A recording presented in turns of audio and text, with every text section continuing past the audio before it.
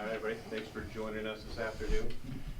On the dais, we have CEO of Jazz Basketball, Danny Ainge, owner Ryan Smith, and Quin Snyder. We're going to begin with remarks from Ryan Smith. So I think, first of all, thank you, everyone, for being out here.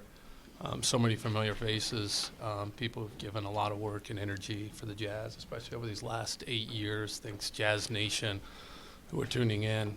We know how much you care. But most of all, thanks to Quin and the Snyder family for everything they've given to the state, to the organization. This is truly a day about them. And Amy, we know how hard you've worked to support Quin and all of us, and you guys have truly given way more than you've taken from not only this organization, but for the state of Utah. This organization's had three coaches in 34 years, and Quin is the second winningest coach of all time here, and that says a lot. But most of all, Quin's about relationships. It's what he cares about. I think that from Ashley and I, coming into a new job, a new responsibility, I remember getting sick right when I first started. It was like my first welcome during COVID was getting sick, and Quin was the first person that called and sent a package down to our family, and that's who Quin is. And so from the bottom of our hearts, from our ownership group, from the Miller family, who were responsible for bringing you in, one of the things that's gotten us most excited when we came in was the opportunity to work with you, and that did not disappoint. And so we thank you guys.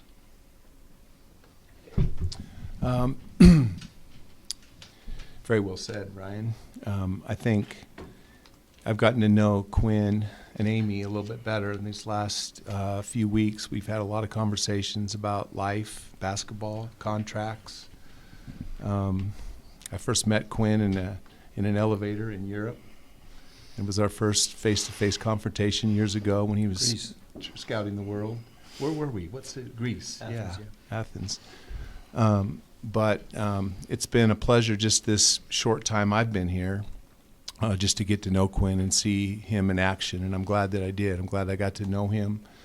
I feel like we have a good relationship that can go on well past this job and this opportunity. And I know that he's going to be coaching somewhere else in the near future, next year probably, and be the most wanted coach out there. He's well respected in the NBA by all of his peers.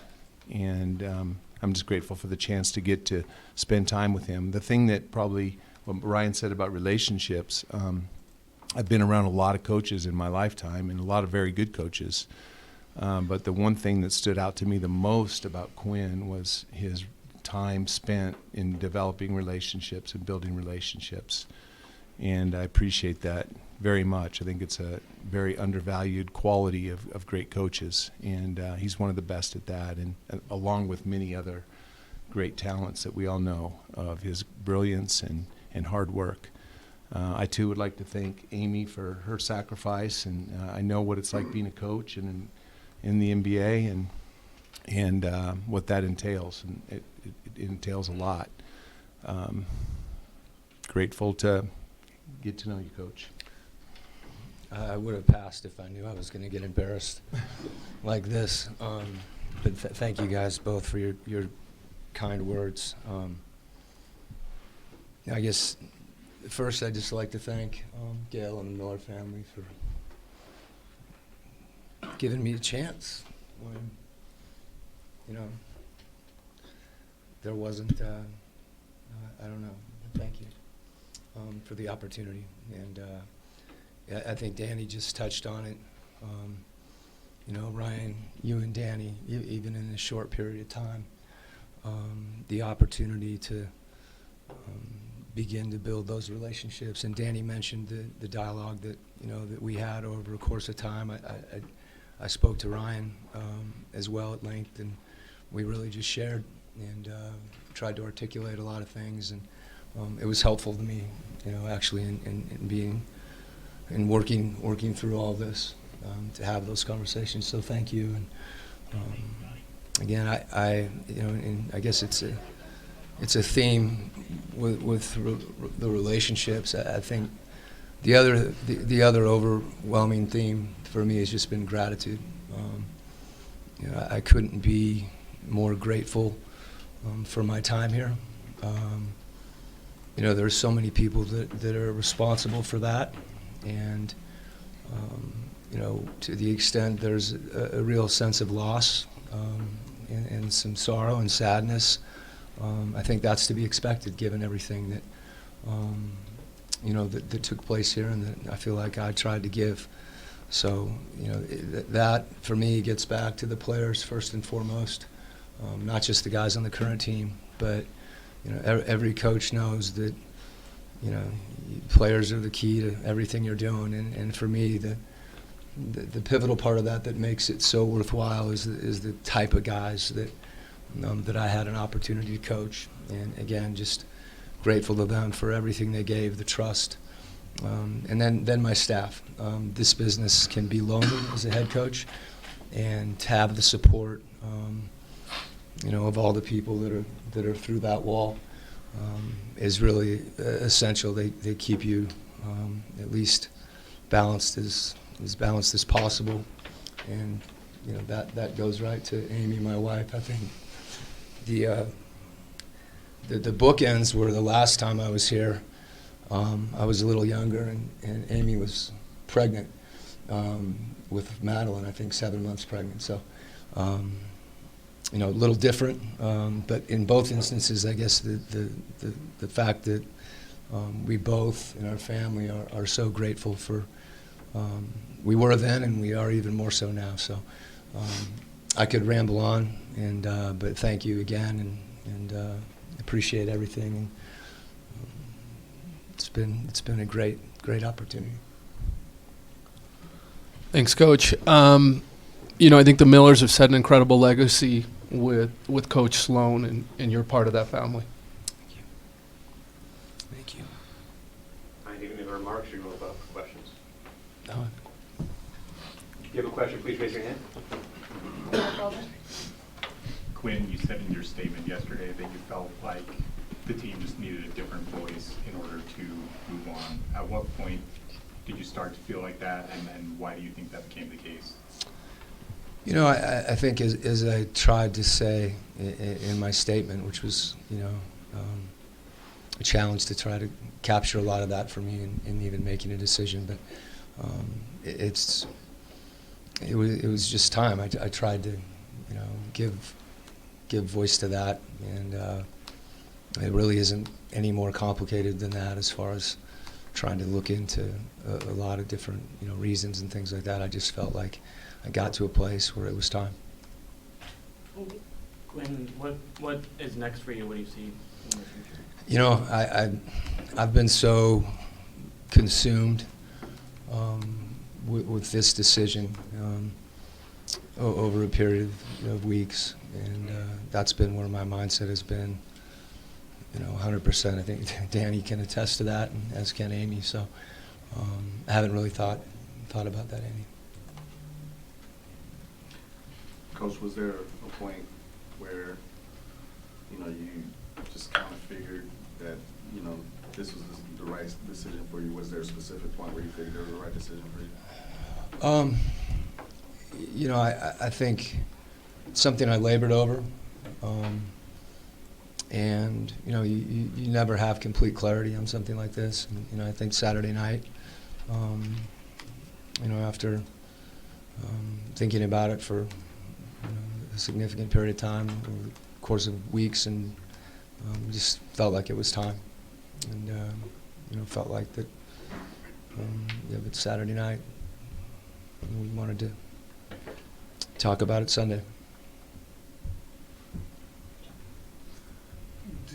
Coach, do you have an intention of getting back into NBA coaching right away, or taking a little bit of time to step back and reassess where you want to go? I think Danny's going to push me back in and give me a moment after that. I appreciate you, having me try to respond to that again, and I guess say the same thing that I mentioned with Andy is that hasn't been on my mind at all. I've just been focused on this, and it's been consuming on many levels. I don't have any intention of. I don't know what I'm going to do next year, and as far as coaching, next year or anything along that line. I know I'm going to be at Halloween with my daughter, which we talked about yesterday, and that was a silver lining of me stepping down. Coach, have you had a chance to talk to a lot of the team, and kind of what was their reaction, and what was those conversations like? I did talk to a number of the guys. A few others we tried to reach out to, and I've that's something that is kind of a regular occurrence for me. I try not to bother them too much, but obviously this was a different situation. But yeah, I did get a chance to talk to those guys, and as you'd expect, the type of guys that we have were really supportive, understanding, and whatnot. So. Quinn, you mentioned 8 years ago in the press conference. Mm-hmm. If you look back, what do you hope your footprint was or your stamp was in those 8 years?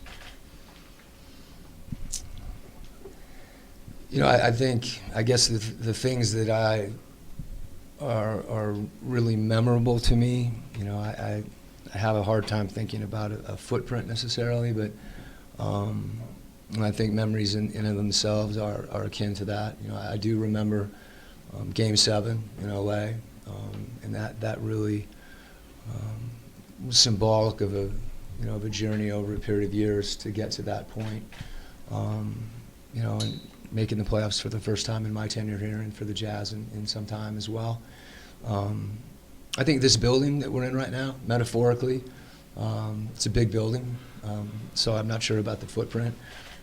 But having a chance even to be in here, particularly when no one's around, a lot of pride that goes into that. I didn't lay the bricks. There's so many other people that did that, both figuratively and literally.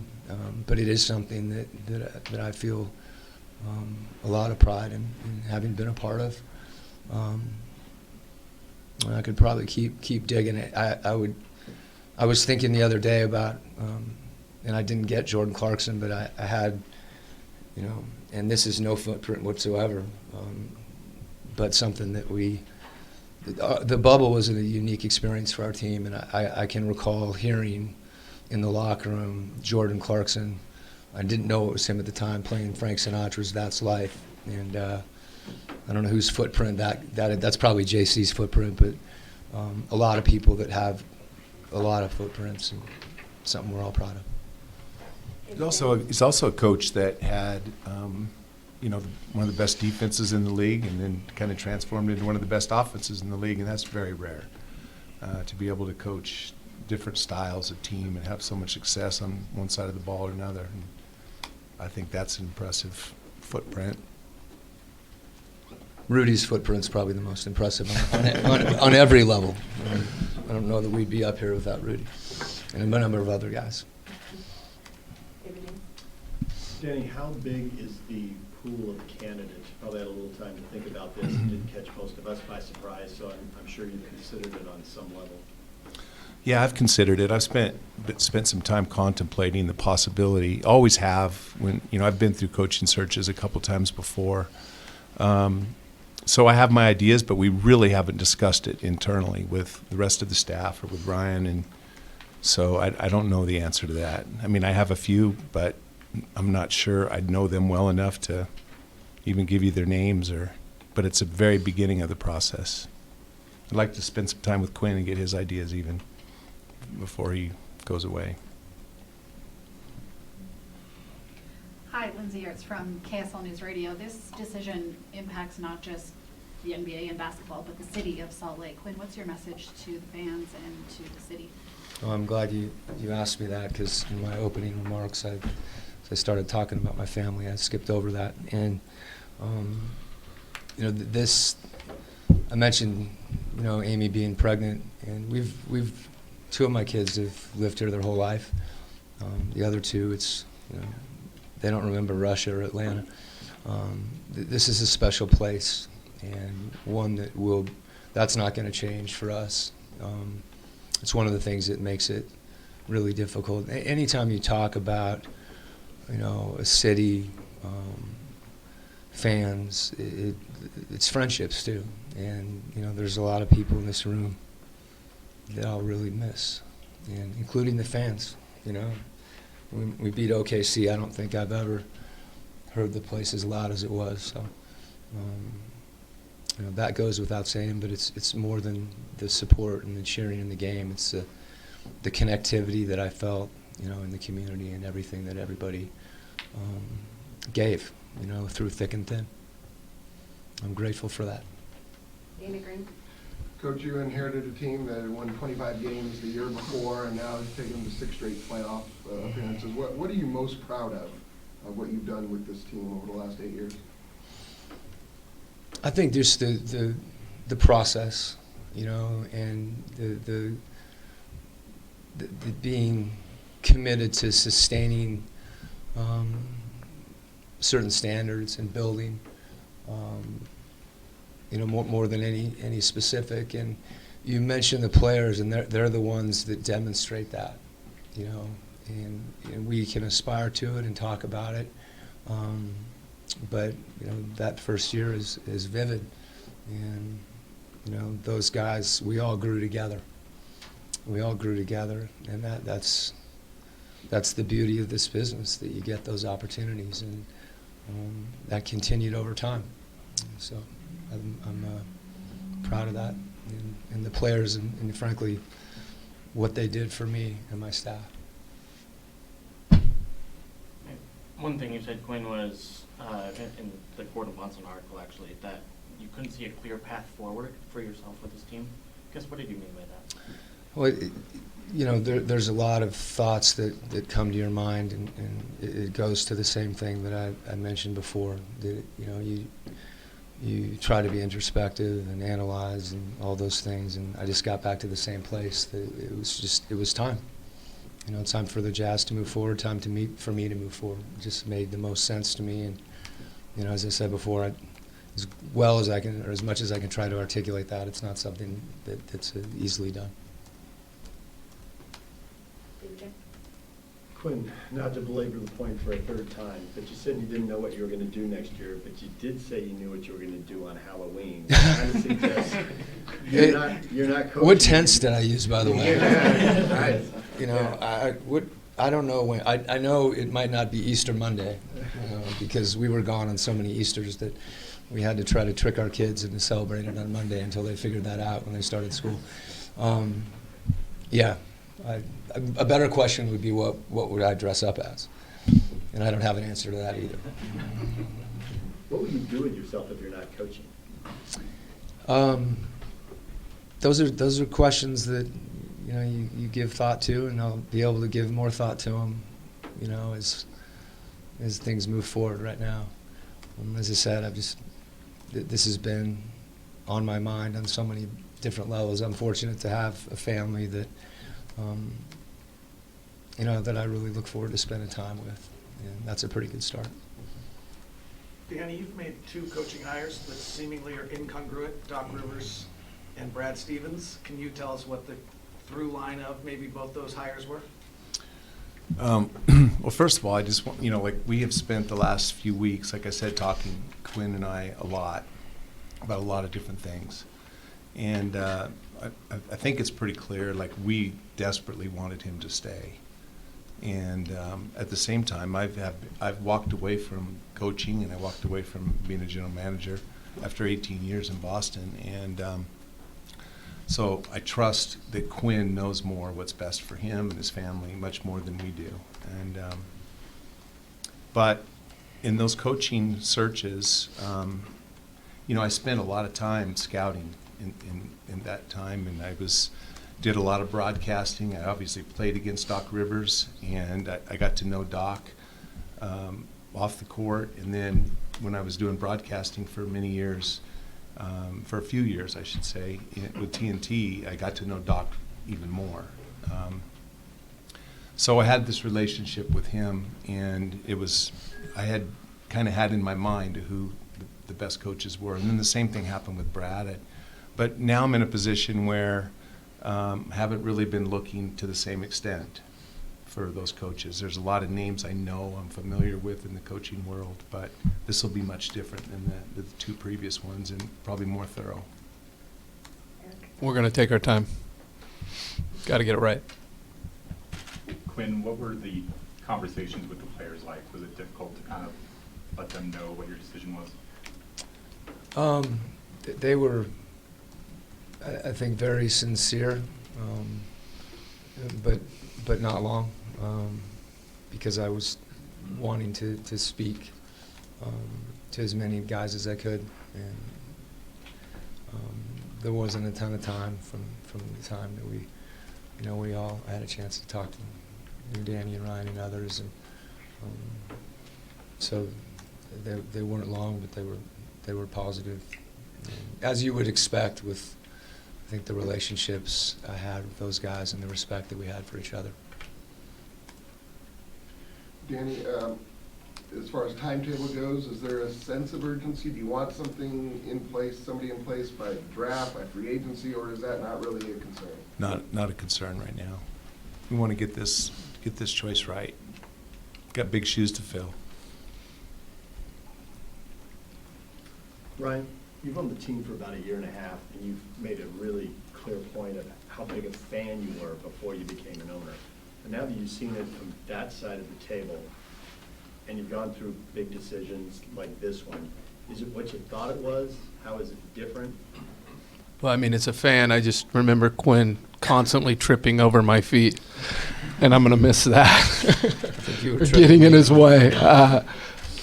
But, I think it's an interesting perspective. I mean, Quinn is a big part of, like, what really got me close to the Jazz. I mean, those years, and Steve and the Millers, and that was kind of when my real Jazz era began, to be close to the organization. So it's a little bit of a, there's a fan, there's a coworker, there's a partnership, and that's unique and it's different. And I don't know how else to explain it until you're in those shoes, because you're channeling across a few different vectors here, and I just think I'm grateful. I mean, I think there's really not a playbook when it comes to this. I'm super fortunate to be in an organization that Quinn has helped build up. I mean, I'll tell you, he's left this organization a heck of a lot better than he found it.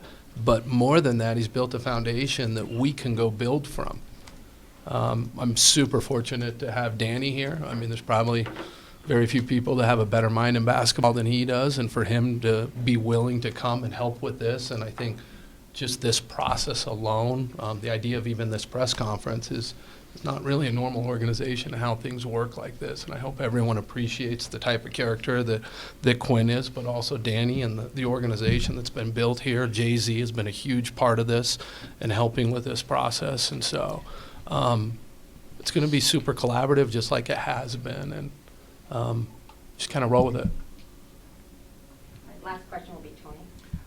Coach, when you look at your relationships with, the guys that you've been here with for a long time, Rudy and, Joe, I know Joe's not here, Royce, guys that you've been with since the very infancy of their careers, what kind of thoughts do you take away from that, just knowing the kind of impact that you've had on some of those players? Yeah, there's a couple guys in our staff too. That there's so many people that I think have worked together and made each other better. And I guess all the guys that you mentioned, and you mentioned some of them, there's more that I think the consistent thing over time is they all were willing, our whole group, to buy in and sacrifice for something that was bigger than them. And that's the most rewarding thing, and it's also the hardest thing. I mean, we're all wired to protect our own self-interest, and to be a part of a team, and to see that happen, it fills you with a lot of pride, and it's a unique thing, and it's something that I hope to experience again and again. But we had that, and it's pretty special.